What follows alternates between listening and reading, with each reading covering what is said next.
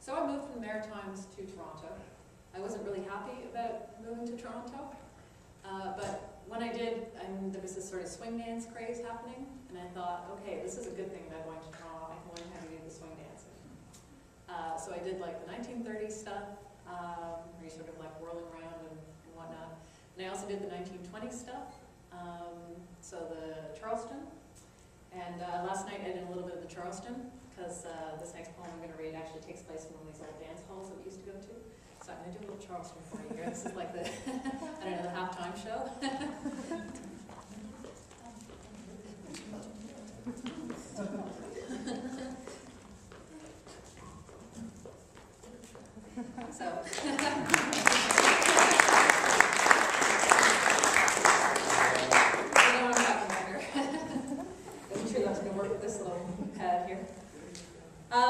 Yeah, so we used to get to sometimes do this stuff at the old dance halls. And the old dance halls are great because they have a special kind of floor, which is called the sprung floor, and it bounces up and down a little with you when you're dancing. And there's a couple of different ways that they got this extra spring. Back when they had horses, they would take the horsehair from the horses, roll it up, and stick this under the floors to get the little... And the other thing that isn't in the poem, but that I've also heard, is that they would take old fire hoses and coil these things up and put those under the floor to give a little extra bounce, which I thought was very ingenious. I wish I had one of those kinds of lights. So the poem is called Tell It to the Night, and it's much shorter than the intro. And it actually takes place in the Palais Royal in Toronto, which is right down on the lake there. After beer break, the band reappears, faces gleaming. We're bold and uneasy. The melody begins, a run of notes. The trumpet shines. The floor quivers under our feet like a horse, all muscle, ready to run. As the bass player picks up the pace, the old hall quakes. We dance past midnight, under the aegis of the past. Our weight pushes nails out of the boards. Between sets, a man in a blue suit taps them back in, careful, as though this were the spine of the living. People really do kind of cherish those old dance halls, especially the dancers.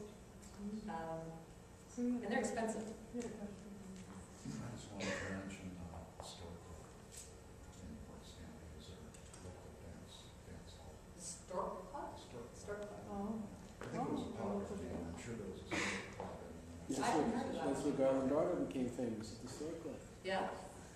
There you go. It felt like a lot of small towns seem to have these like beautiful dance halls, and if you're lucky, they're still around. Where will I go now? Let me ask you a question. Yeah, go for it. Where did you get the name for that book?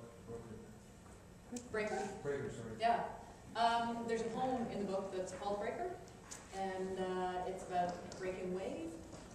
I like it also because I'm a woman and I'm writing lyric poetry, and a lot of it's about things like cherry blossoms and so on. See ya? And I like that Breaker's got a bit of a strong sound to it. Okay.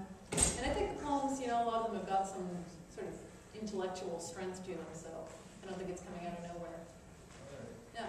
Just wondering. Yeah, thanks for asking. Maybe I'll read that poem, actually, since you asked.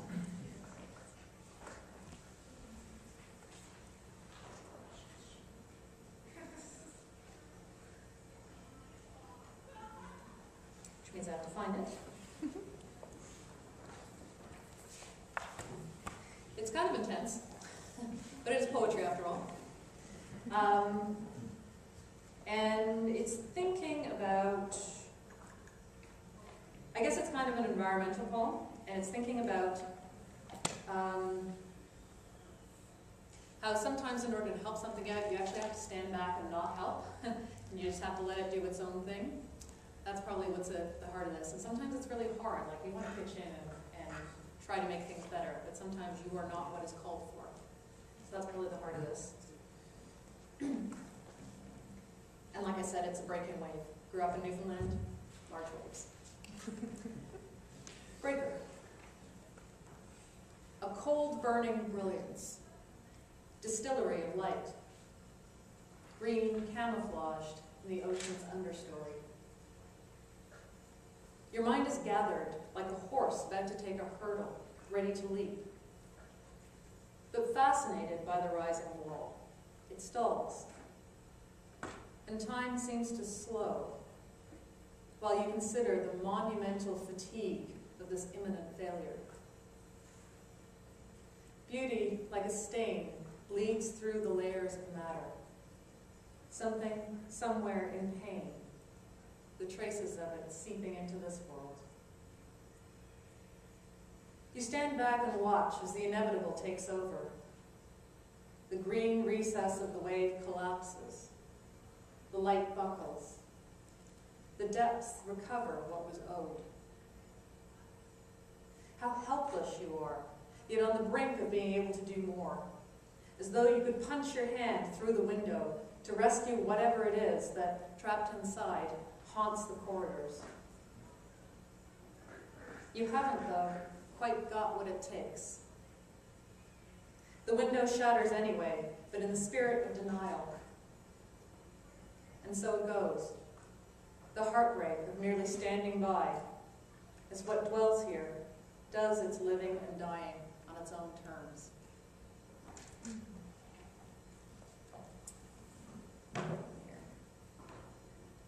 So I guess I'll read two more. I'm going to read you a new one, and then flip back to the book. Find which crumpled piece of paper. Here we go. I like to read this one because a lot of what I do doesn't have much of a sort of a plot to follow. It's sometimes hard, I think, if you're not used to it, to pick up the thread. But this one actually has a little bit of a story in it, so I think it maybe relaxes your brains a little after some intense listening. It's not totally relaxing though, don't get too comfortable. It's called Fear of Wasps, and it doesn't indeed come from a story that a friend of mine told me. Fear of wasps.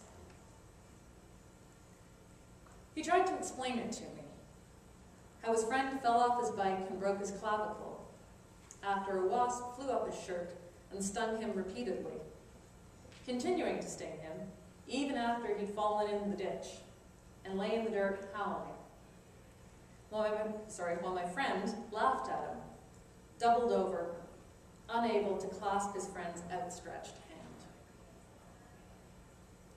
The story told me almost nothing about wasps, but his failure to grasp his friend's hand puts me in mind of Adam's finger, almost but not quite touching God's. And perhaps the wasps are somehow the embodiment of the space between those two hands, that inch of not being. They are the gap my friend fears in the world. Flying zeros, buzzing nihilists. Their carrion-loving bodies a lacuna, carried from one day into the next. It's not a fear of being stung, but of being stung and reaching out and finding nothing there. For he loved his friend, but despised him in equal measure. And the gap between these things he cannot account for.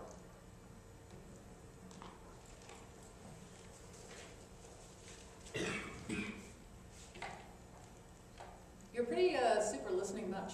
It's nice to meet you. Thank you.